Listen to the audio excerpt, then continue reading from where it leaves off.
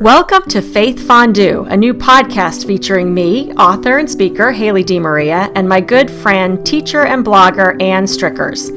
Faith Fondue will feature a melting pot of topics, ignited by a flame, our faith, and guided by the Holy Spirit.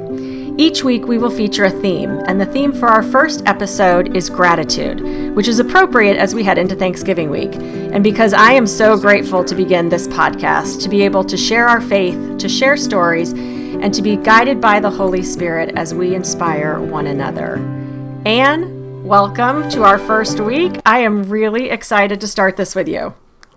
Hi, Haley. I'm equally excited. This is inspirational, so that's going to be part of our conversation today. This is episode 1. This is the week of November 22nd, 2020. I am here in San Francisco, California, and Haley is in Annapolis, Maryland.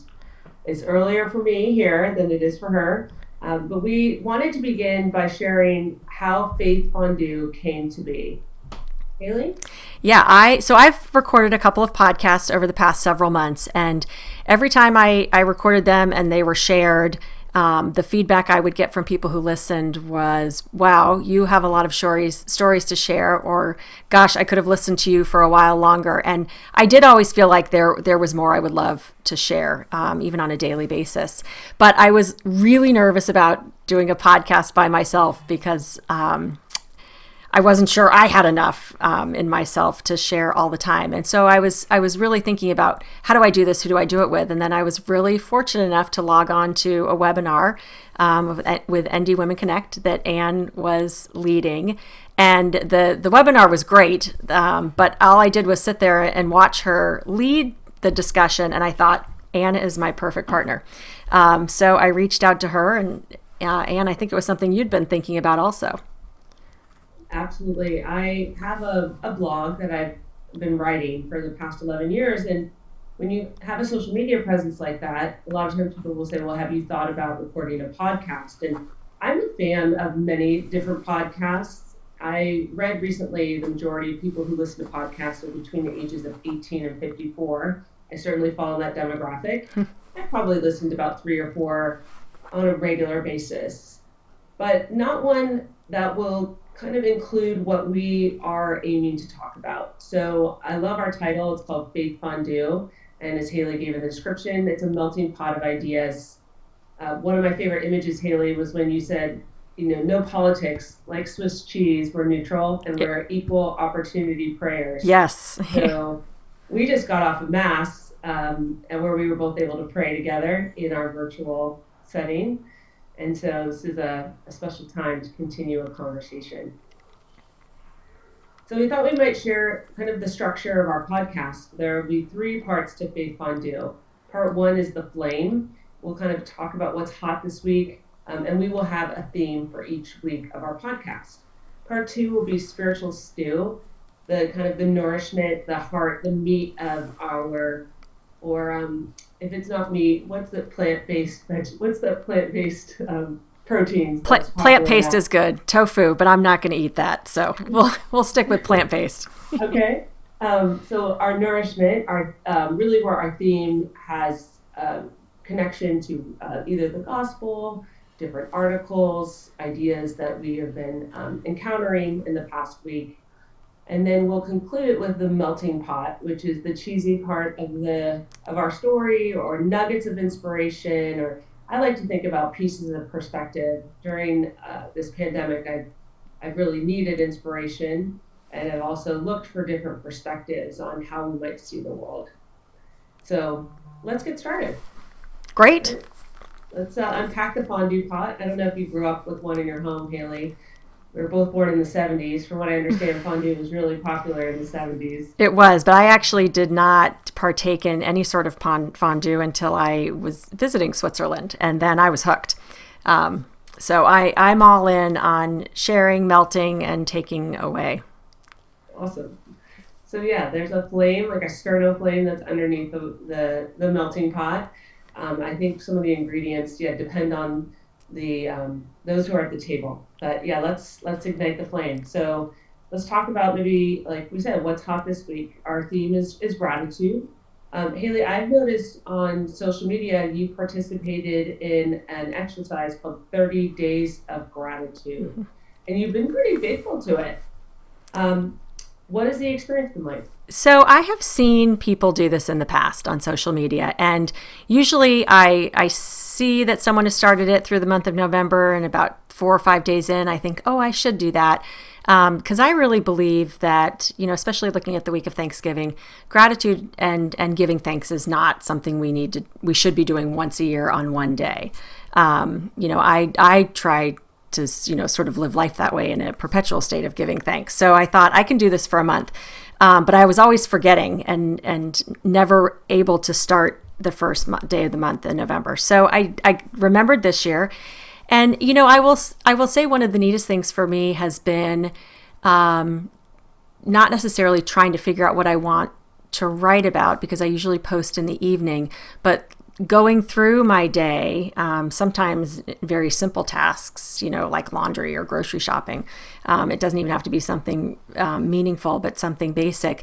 But what I do is I find myself going through the day with the thought in the back of my mind of what am I going to post today.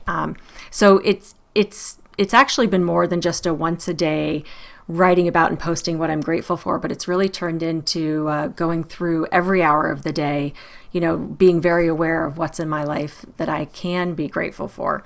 And that makes it very easy to write about. I think one of the things that I've enjoyed about these 30 days is they're not monumental things. I mean, certainly on my anniversary, I wrote that I was grateful for my husband, and my son came home from college, so I was grateful that day for my children. So those are pretty big things, but it could be something as small as your favorite candy bar, or the little pieces of gratitude that I think build up to make just a very grateful way of life. So I've loved it because I think it's kept me in a state of really looking for what I'm grateful for every day. Haley, part of it is you've been posting. So do you think that that act of writing it down and sharing with others has helped you to cultivate this, habit, or, really like live out the title, 30 Days of Gratitude? Oh, for sure. I think anything we put out publicly keeps us accountable. It's one of the reasons that I wanted to post even on social media that we were starting this podcast, because I wanted to make sure that we really started it. But yes, I think, social media has so many crazy sides to it, but, being able to share gratitude and being able to hold ourselves accountable for things is a great aspect of it. But yes, absolutely. When I know that I have to write something and post it and make sure that it's a meaningful to me post, for sure, writing has really helped. Haley, you have a lot of friends, in particular on Facebook. Has anyone posted a response to any of your posts that delighted you, or in turn you might have been grateful for? So yes, one of the things that I'm always amazed about, and I feel this way about my book all the time, is I'm always amazed that people read it. So I'm always amazed, when someone comments on my post, that means that they've read it. And it's a reminder that people really are watching what you write and say. My post on coffee got a lot of comments. That's sort of a simple thing that many of us are grateful for. And I think I had a late night the night before, and so that coffee just smelled and tasted so good. And I'm always cold, so holding it, I had commented on how just holding a cup of coffee sometimes, warms your hands and can warm your heart as well. So I think that was the post that surprised me the most in terms of the number of comments that I got. Because it was coffee. But boy, there are a lot of people who are grateful for coffee out there. I agree. We'll be talking specifically during Lent, but every year, I do participate. I always give up something during Lent, and I aim to do something. But I have joked, I will never, I can say with confidence, I will never give up coffee. I don't think I'd be a better person, a better teacher, or a Christian if I gave that up. So that resonates with me. Yes. And as your friend, it's been fun to kind of see some of the posts that, are part of my life as well. Like you talked about a rival, like the you're grateful to have a rival. So Right. I think it was about the BC Notre Dame game, Yes. right? And you and I hold BC as a rival in a way that maybe some students, alumni from Notre Dame, do not. But a rival really is a gift. I tell my own students that because my high school didn't really have a rival, and at Notre Dame we had several rivals, right? But your rival reveals something to you about yourself, right? It makes you critical of who you are and whatnot. So that was fun to read. Right. Thank you. Yeah, and I also thought congratulations on 20 years of marriage. I thought what was almost most profound about that post was the day of your anniversary when you think you're grateful for your husband. That was probably your shortest post, right? Just I'm thankful for Jamie every day, and I think that is so symbolic and meaningful that words might not capture, right? And we could try, but it was just in the frame of the 30 days to see that was really, I thought, really beautiful. So. Thank you. I also think it was late at night, and I had to get it out there. And you're right. I could go on forever about a lot of the things I'm grateful there for, but it can all be summed up in just his name for sure. Yeah.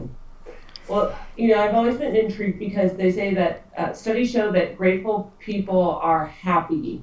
And it's not the other way around, that happy people are grateful, though I'm sure they certainly are. Again, I'm going to repeat that grateful people are happy. And I think the idea is that gratitude really, if we practice gratitude, it yields delight, it yields satisfaction, it yields contentment. So there's like college courses now on the science of happiness. A lot of people write about happiness, but it comes back to some basic things, right? Just being grateful. Yeah, and that's one of the things that I've certainly found with this exercise that I've gone through is, and I say this all the time, when I speak or when I'm talking to people, we could all wake up every day, especially in the world we live in now, and find things about which to be unhappy. You could choose that every day, but I also really believe that we can wake up every day and find something about which to be grateful, and that's probably the biggest challenge and choice that we have when it comes to happiness is what are we going to focus on?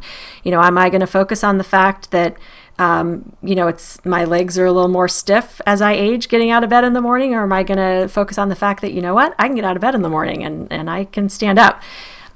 So you can look at the same thing and find something to either be grumpy about or something to really be happy and celebrate. And I do believe that. I think the more we can focus on those positives, and it's easier some days than others for sure. But the more we can focus on those positives, just the happier we train our brains to be. I know my boys might find that annoying sometimes because they've commented on, of course, Mom found the good in that. But it's terrible mom to have. Right. I do. Yeah. Well, sometimes. But for sure, I think it doesn't surprise me that there are studies about people who are grateful being happier. Yeah. And it's almost like we zoom to that last part, pieces of perspective. But in light of that perspective, Haley, I've wondered, so you've talked about a discipline, a habit, a ritual that you've taken within, as a Catholic, within the Catholic Church. One of the sacraments is the sacrament of reconciliation. And Catholics are called to go regularly. I certainly go during Lent and Advent. I would like to avail myself to the sacrament more regularly. It's certainly available during, non-COVID time at my parish. And there's actually quite a culture of young and old people that will go to confession. I've seen this at St. Dominic's in San Francisco. And I've occasionally wondered, why do I need to go this week? What do I really have that I need to unburden and confess? And I've been told, I say this in the context of our conversation, because I've been told that when people practice gratitude, they actually find more to be grateful for. So I have wondered if I went to confession more regularly, would I find more that I need to confess? Would I possibly have more that I would need to reconcile? And I think I know the answer to that question. So I love the idea that your parish has such a following and an active confession community, because I do think that's part of our faith and the church, that that maybe isn't as celebrated as the Eucharist or Mass, but certainly equally as important. But I think there's the fear that goes along with it, because nobody really likes to look at themselves and find their flaws or acknowledge their sins. I do think if we could make it more of a regular occurrence, it would be easier to do. But I've often found, myself in a situation where you might find yourself in sometimes where I think, well, what really do I have to confess? And then I think, okay, we should confess the fact that we think we have no sin. That is certainly not any of us. We all have things that we can confess, but I think part of that is it's really hard to look at yourself and acknowledge your flaws, and maybe look at the sins that build up over time that we're not really proud of. But what a gift and a grace it is when we're able to be absolved of those sins, and just to recognize that we're human. And the beautiful part of our church and our faith is that we do have confession. It really should be viewed as a beautiful gift, as opposed to a really hard reflection of acknowledging our sins. Well, Haley, I think you've kind of answered my question, which, I write, and people say, why do you write so regularly? Because I think writing is hard, and the more you do it, it's not that it gets easier, but it's like you can get into that place. And so you talked about fear with confession, and I absolutely think that's true. And it's possible that if we went more regularly, maybe that fear would change into opportunity, right? And I am flawed, and I mess up, right? And God knows that, and maybe it's myself who needs to know that and grow in grace, and the ability to just be kind to yourself. I missed that. That was the wrong thing to say. That was not a good way to treat somebody. And just, be compassionate, because we talk about compassion and empathy with others, but we also need it with ourselves. Yes, no, for sure. And I know we're going to dive deep into that a little bit more as we move through different episodes of our podcast, because as we were prepping for today and recording this, Ann and I could talk forever on so many topics. So we will compartmentalize and definitely get into, forgiveness is a really big, important theme in a future episode. But one of the things that I think in going back to, looking at all of this gratitude, confession is where do we find that? And in many ways it's the Mass. And for many of us, it might be a daily reading or a daily gospel reading. And, moving into this next part of our podcast with the spiritual stew and really the heart of what we want to share and where we find that. We oftentimes find that in Jesus's words himself, and what we read in the Bible or what we hear during Mass. And so part of what we'd like to do is just what really speaks to us when we are listening or hearing God's word. And, for me, the gospel this Monday on November 23rd, Luke 21, 1-4, is a story that, again, is very short, very simple, but very clear about the woman in the temple who gives her only 2 coins as her offering. And, there are more wealthy people who come in and give much more.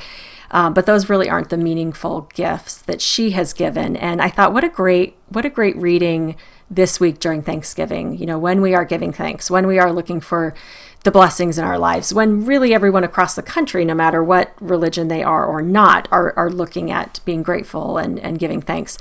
And it's a reminder for me that it is not the quantity of the gift, it is the quality of the gift, whether it's monetary or our time or in other ways or resources that we have. And that is my challenge, this week as I go through, what giving really looks like, is to make sure that it's a meaningful gift. Of myself or really of anything, and not just a showy gift. You get the impression in this reading that, there are these very wealthy men who walk in and they drop these very loud coins so that everyone knows what they've given, and to give humbly in a meaningful way. And again, the quality of our gifts and not necessarily the quantity. But I don't know, Anne, is there a reading or something that you heard this week that speaks to you? Sure. Yeah. Well, I love that image, Elie, which is a meaningful gift. And I think that's actually a challenge too for all of us, is it might take time, or it might take prayer reflection to consider, what is meaningful to the other, to somebody that I really care about. So my brother had his 50th birthday on election day, and I was so, one of my favorite feelings is to give a meaningful gift. I mean, that is the gift itself when you in the giving we receive, right? Right. We grew up, in the Bay Area. We were both Giants and Niners fans. They both used to play at Candlestick Park, and I had the sign made of Candlestick Park, and there was the silhouette of the football player and the baseball player, and that was the street sign. Now that won't exist anymore because so many of our ballparks and our stadiums aren't dual usage stadiums.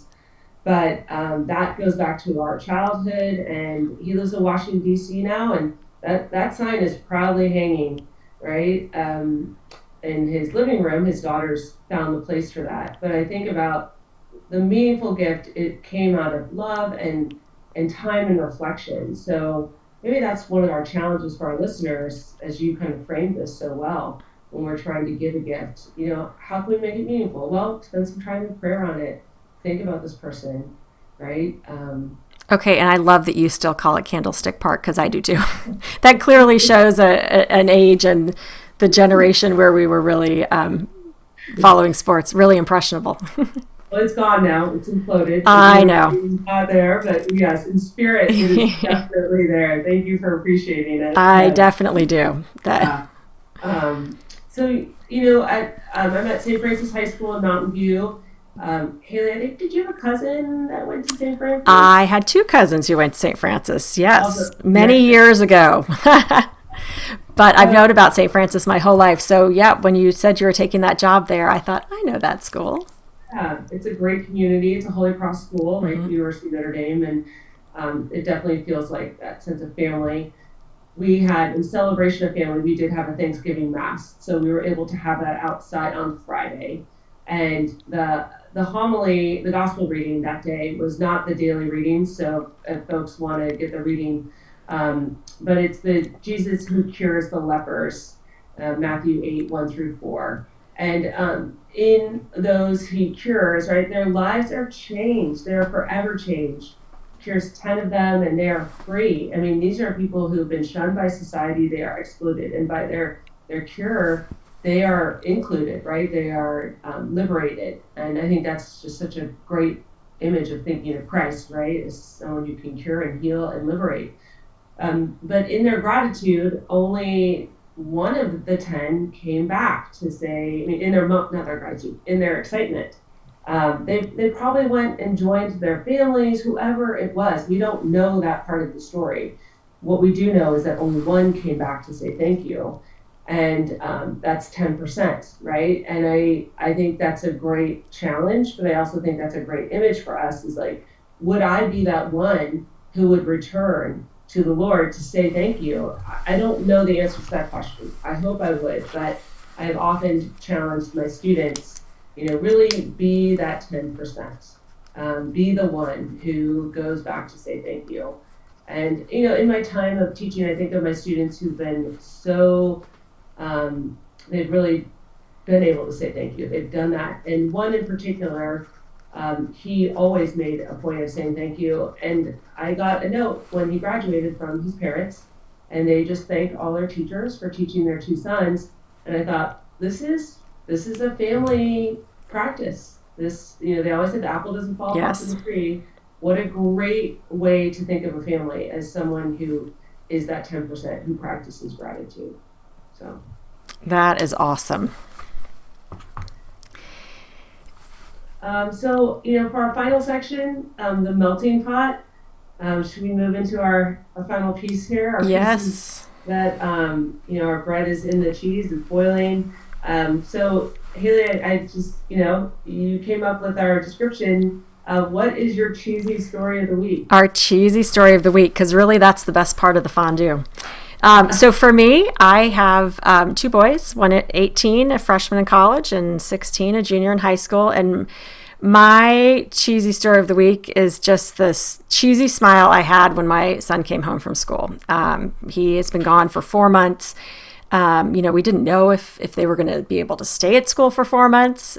So for us, I was very grateful that he was there the whole time, but I was even more grateful when he came home. And he was excited to see us. He was excited to see the dogs for sure. But what I really think he was excited for, and what was really neat for me, was seeing him connect with, really his closest friend since he was 4 years old. And there's just such a unique shared friendship there. And to see them have grown together from these little boys into these mature, oftentimes silly, but very thoughtful young men, and to listen to their dialogue about the experiences that they both had as they were away, and the very real experiences they had dealing with COVID and friends who had COVID, and unfortunately in my son's situation, some students who had died on campus, very real world issues. And to listen to them talk in appreciation and sharing very heartfelt sentiments just was a huge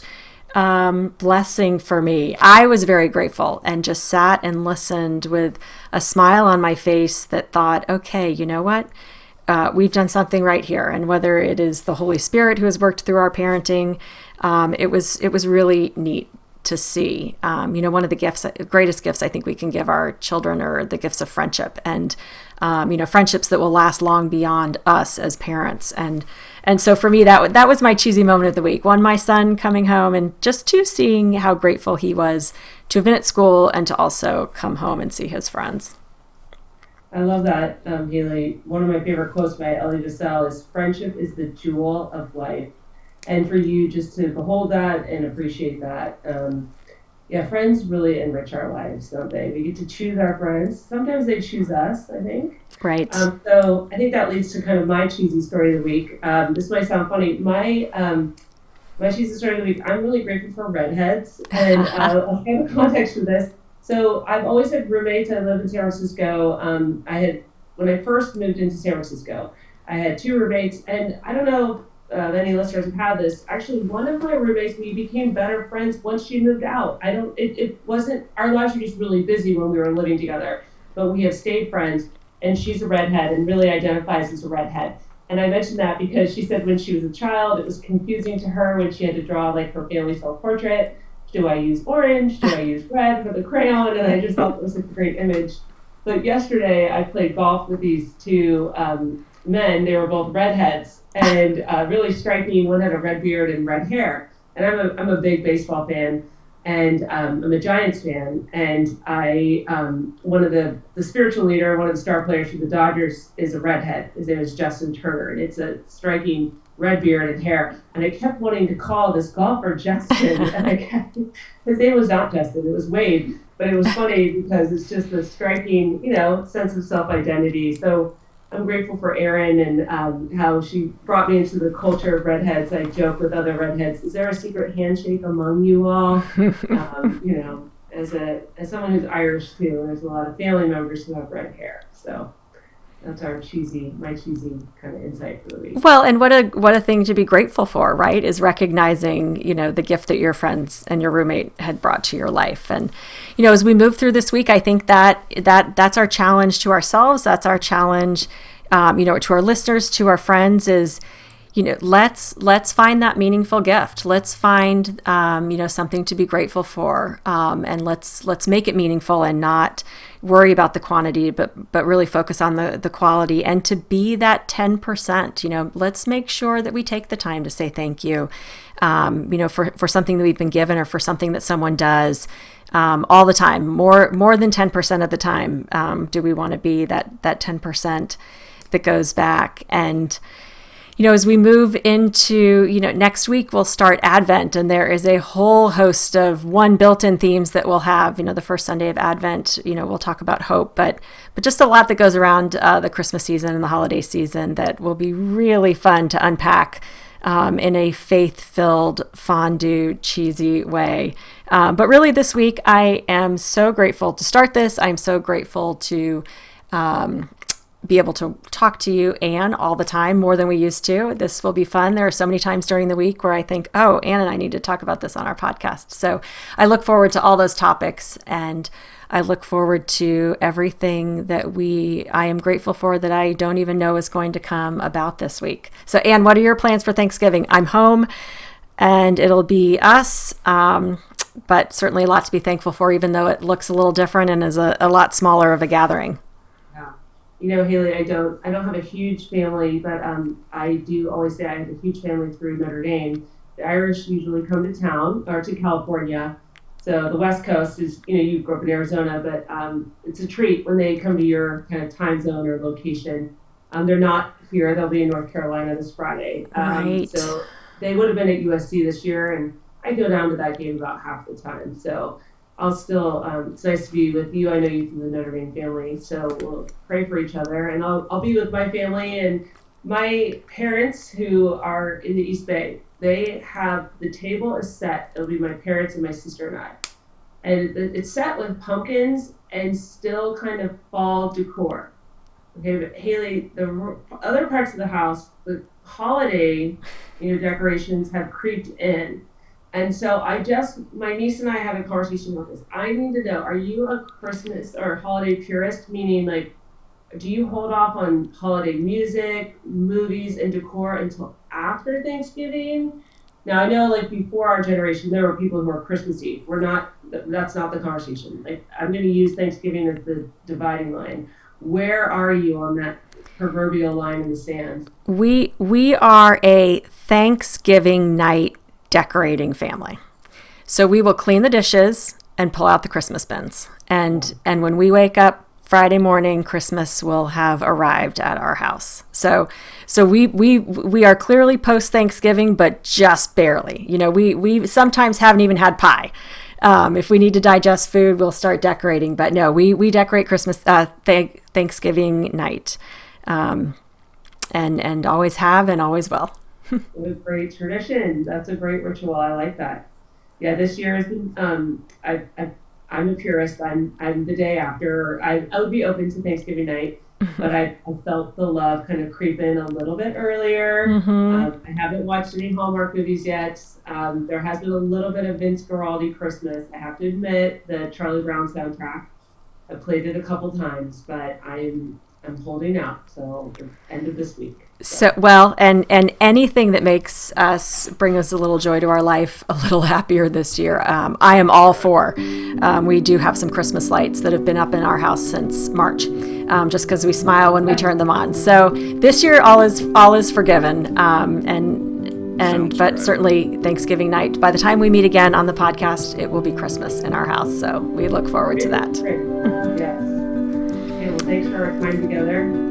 For all that we've been able to kind of cook up during our first episode. Look forward to more nourishment and a fondue to come. Sounds great. Happy Thanksgiving. You too. To your family as well.